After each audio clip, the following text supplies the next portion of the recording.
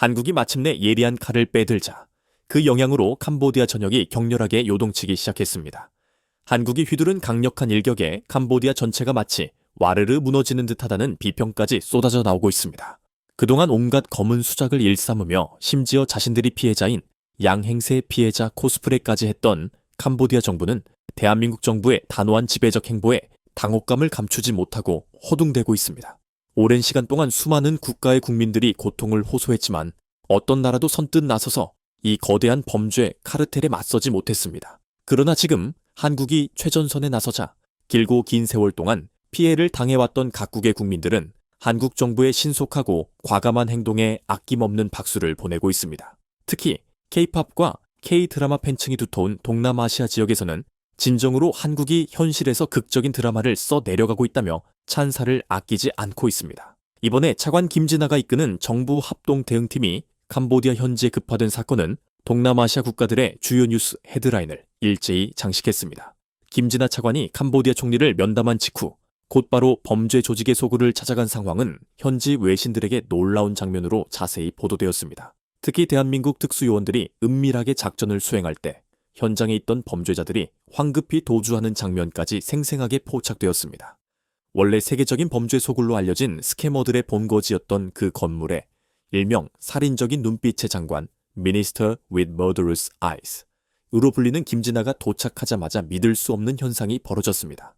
보도에 따르면 한국팀이 현장을 급습했을 때 그곳에 있던 모든 이들이 흔적도 없이 도망가 버렸습니다. 그들은 급히 몸만 빠져나가느라 짐도 제대로 챙기지 못했고 현장에는 그들이 남기고 간 컵라면, 먹다 남은 흔적, 마시다 버린 물병, 그리고 복잡하게 얽힌 채 버려진 전선들만이 어지럽게 널브러져 있었다고 합니다. 이를 통해 그들이 한국 특수요원들이 도착하기 불과 얼마 전에야 허겁지겁 도주했음을 짐작할 수 있었습니다. 범죄의 온상이었던 그 아지트에는 단 한 명의 스캐머도 남아있지 않았습니다. 태국 채널의 19일 자 뉴스에서는 한국 시아누크빌 전면 조사 착수, 캄보디아 전역의 경고 확산이라는 자극적인 제목으로 한국의 조치를 보도했습니다. 일각에서는 캄보디아가 군대 파견보다 훨씬 더 두려워하는 것은 자신들의 치부가 전 세계에 적나라하게 알려지는 것이라고 분석했는데 대한민국이 바로 지금 이 폭로 작업을 단행하고 있는 것입니다. 한국 정부가 구체적인 행동에 나서자마자 캄보디아 내에서 불법적으로 스캠 및 콜센터 활동을 하던 한국인 범죄자들은 즉시 강제 송환되었습니다. 한국과 캄보디아 정부 사이에 이러한 공동협정이 정역적으로 이루어졌다는 것은 한국의 행동력이 얼마나 빠르고 강력한지 보여주는 단적인 예이며 국제사회가 이 사안에 주목하고 있음을 증명합니다. 한국 언론 자체도 캄보디아 내 범죄 실태를 여과 없이 폭로하고 있으며 특히 시아누크빌 지역의 상황을 집중적으로 보도하고 있습니다. 한국은 스캐머들의 둥지에 직접 탐사 전문 기자들을 투입했습니다. SBS 소속의 현장 기자 신용근 기자는 전날 대한민국 특수팀과 함께 출국한 것으로 알려졌으며 이는 캄보디아에 억류된 한국민을 구출하고 한국인 대학생 살인 사건을 직접 수사하기 위함이었습니다. 이 한국 취재팀은 그야말로 취재 보도를 넘어 심층 수사팀의 역할까지 수행하며 프놈펜을 시작으로 해변 도시 시아누크빌까지 스캐머의 본거지를 낱낱이 파헤쳤습니다.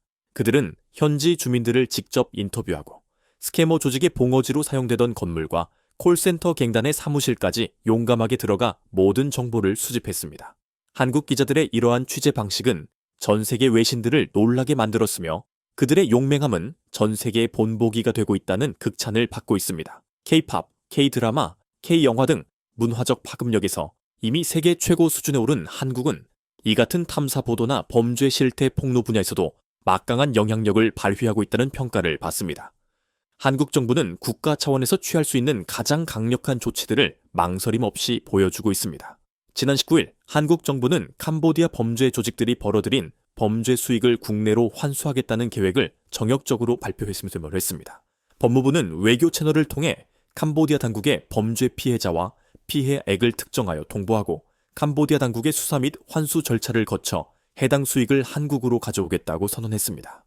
더 나아가 금융위원회 산하 금융정보분석권 FIU는 캄보디아 범죄와 연루된 자들을 금융거래 제한 대상자로 지정하는 방안을 검토 중입니다. 이들이 제한 대상자로 지정될 경우 금융위의 사전 허가이가 없이는 금융자산, 부동산 채권 등 모든 재산 거래가 불가능해지며 이는 사실상 자금이 완전히 동결되는 것과 같습니다. 이미 미국의 제재 대상에 올라 있는 캄보디아의 프린스그룹과 금융서비스 기업 후영그룹, 화영그룹 등이 강력한 제재 대상으로 거론되고 있습니다. 한국인들을 대상으로 사기, 납치 등 흉악한 범죄를 저지르는 이유가 결국 돈 때문이었기에 한국 정부는 이 범죄 조직들의 생명줄인 돈줄을 완전히 끊어버리려고 하고 있는 것입니다. 놀랍게도 1년 전 경찰청 대표단이 캄보디아를 방문했을 때 양국 경찰의 수사 공조를 위한 코리안 데스크 설치를 제안했지만 캄보디아 정부가 이를 완강히 거부했던 사실이 뒤늦게 드러났습니다. 최근 정부 합동 대응팀의 방문 이후에도 코리안 데스크 설치가 무산되었다는 관측이 나왔는데 캄보디아 경찰이 수사권 침해에 대한 부담을 느껴 설치를 고집스럽게 거부하고 있다는 것입니다. 캄보디아는 자신들 역시 피해자라고 주장하면서도 한국과 공조하여 수사하는 것에 부담을 느끼는 이중적인 태도를 보였고 이에 한국 측은 더욱 강력한 압박을 가하고 있습니다. 또한 한국은 캄보디아 정부를 경악하게 할 만한 또 다른 강력한 조치를 취했습니다. 태국 PPTV는 19일 한국이 사기 사건의 여파로 캄보디아와의 물사업 협력을 전면 중단했다는 제목으로 보도했습니다. 한국과학기술정책연구원 STPI-은 캄보디아 물관리개발 협력 프로젝트를 잠정적으로 중단한다고 선언했습니다. 이 프로젝트는 원래 UNDP UN 개발계획과 한국 정부가 협력하여 메콩강 유역의 기후변화 및 자연재해, 취약지역 주민들의 삶의 질을 개선하기 위한 목적으로 진행되던 것이었습니다. 한국은 캄보디아 내에서 신재생에너지 기반의 수자원 공급 및 관리 모델을 구축하는 시범사업을 추진해 왔으나 최근 공식 성명을 통해 캄보디아 정부에 대한 프로젝트 인수인계 행사를 무기한 연기한다고 밝혔습니다. 원래 올해 말에 예정되어 있던 이 인수인계 행사가 무기한 연기되었으며 태국, 베트남, 라오스 등 다른 국가들에서 진행 중인 동일한 성격의 사업은 정상적으로 계속된다는 점에서 캄보디아에게만 내려진 특별한 징벌적 조치임이 명확했습니다. 특히 캄보디아는 2020년 기준으로 전체 가정 중 약 27%만이 안전한 물을 공급받는 열악한 물 공급 인프라를 가지고 있어 한국의 도움이 절실했다했는데 한국은 이를 중단함으로써 범죄 척결에 대한 결연한 의지를 전 세계에 보여주었습니다. 한국의 조치를 본 태국의 인권운동가들은 캄보디아 국민들이 교육을 받고 깨끗한 물과 전기를 사용할 권리가 있음을 강조하며 한국이 모든 것을 차단하기 시작한 것에 대해 복잡한 심경을 드러내면서도 한국은 진짜 대단하다. 이렇게 단호해야만 사기꾼들이 활개치는 나라꼴을 면할 수 있다고 찬사를 보냈습니다. 한국 정부는 단순히 캄보디아에서 한국인들을 구출하는 것을 넘어 앞으로 이런 범죄 조직이 뿌리 내릴 수 없도록 아예 근절하려 하고 있습니다. 태국의 한국 전문가인 파이븐 피타센 박사는 한국이 진정으로 분노하면 캄보디아는 생존 자체가 어려울 것이라고 단언했습니다. 그는 한국 정치권에서는 군대 파견까지 거론될 정도로 분노가 극에 달해 있다고 분석했습니다. 물론 군대 파견은 극단적인 경우에나 고려될 수 있지만 만약 캄보디아가 비협조적인 태도로 일관한다면 실제로 파견될 가능성도 배제할 수 없으며 그렇게 된다면 캄보디아는 빠져나갈 길이 없을 것이라고 경고했습니다. 과거 소말리아에서 한국인이 인질로 잡혔을 때도 한국 특수부대가 즉각 투입되어 작전을 펼쳤던 전례를 상기시키며 태국 네티즌들은 역시 세계 최강 군대 5위다운 위력이다. 게다가 정보 기관 수준도 세계 상위권이라 캄보디아 사정을 속속들이 다 알고 있을 것이다. 라며 한국의 역량을 높이 평가했습니다. 한국의 강력한 현지 조사와 캄보디아 당국에 대한 전방위적인 압박이 시작되자 숨겨져 있던 한국인 피해자들이 계속해서 수면 위로 드러나고 있습니다. 캄보디아 범죄 단지에서 고문 끝에 숨진 대학생의 유해가 무려 74년 만에 국내로 송환되었으며 다만 이 기간에 대한 정확한 정보는 재확인이 필요해 보이나 원문 그대로의 기간을 인용합니다. 외교부는 캄보디아 시아누크빌에서 50대 한국인이 사망한 사실도 확인했습니다.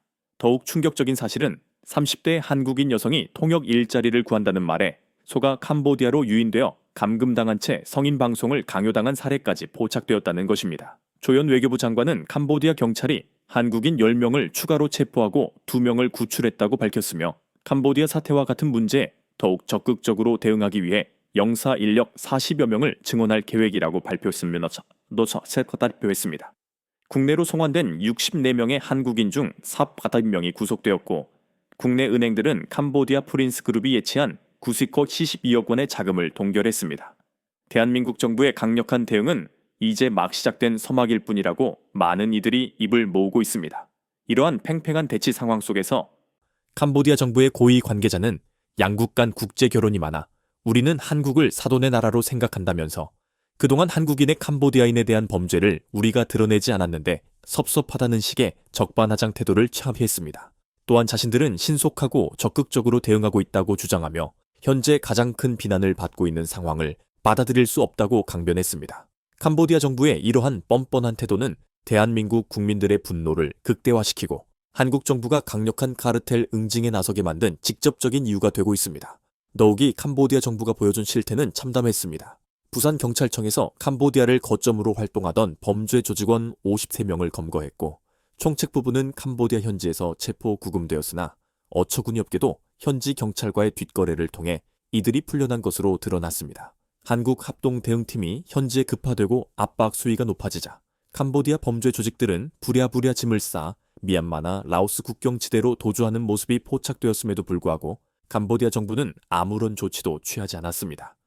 이로 인해 캄보디아 정부 역시 범죄 조직과 한패라는 비난을 피할 수 없게 되었습니다. 그동안 캄보디아 정부의 교묘한 피해자 코스프레와 기만에 많은 국가들이 속아 넘어갔지만 한국은 더 이상 이에 넘어가지 않고 있습니다. 태국 매체 채널 뉴스는 한국이 캄보디아 사기꾼 단속을 압박하기 위해 제시한 3가지 조건에 대해 보도하며 한국의 놀라운 요구와 과감한 조치에 주목했습니다. 한국 대응팀은 캄보디아 고위 관계자, 심지어 내무부 장관까지 만나 면담을 가졌는데 이 자리에서 한국이 요구한 3가지 조건은 캄보디아에게 뺨을 때리는 피압, 뺨을 맞다 듯한 충격으로 다가왔습니다. 한국이 제시한 조건은 다음과 같습니다. 1. 공동 소탕팀 창설 및 지원. 한국은 캄보디아가 단독으로 단속하는 것은 이미지 관리용에 불과하다고 일축하며 한국이 직접 참여하는 스캐머 공동 소탕팀을 만들 것을 요구했습니다. 나아가 한국은 이 팀에 필요한 예산과 훈련을 지원할 용의가 있다고 통보했습니다. 2. 의무 교육 도입. 대한민국 교육부가 직접 나서서 캄보디아 초등학생과 중학생을 대상으로 필수 교과서 2과목을 제작하여 의무적으로 가르치도록 요구했습니다.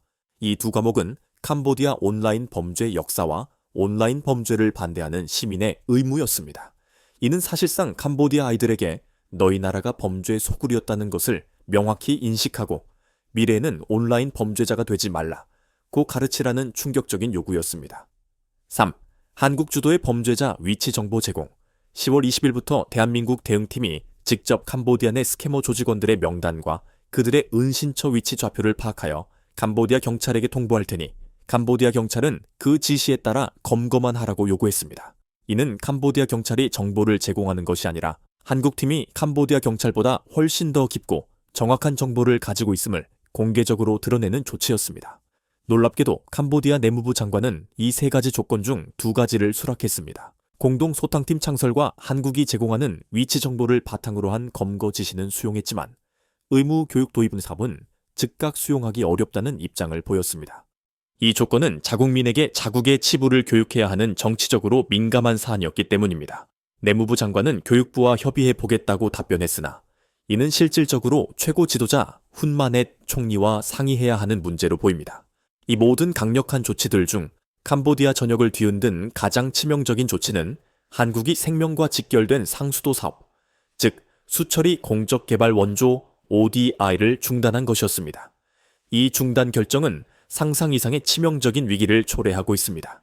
태국 매체 더 인선은 캄보디아가 현재 홍수와 폭풍우의 여파로 도시 전체가 오염된 물로 가득 차 식순환에 시달리고 있으며 이는 한국의 예산 지원 중단과 맞물려 심각한 위기를 맞았다고 보도했습니다. 캄보디아는 이미 7만 가구 이상의 주택이 침수되고 농경지가 광범위하게 피해를 입어 심각한 깨끗한 물 부족 상태에 놓여 있었습니다.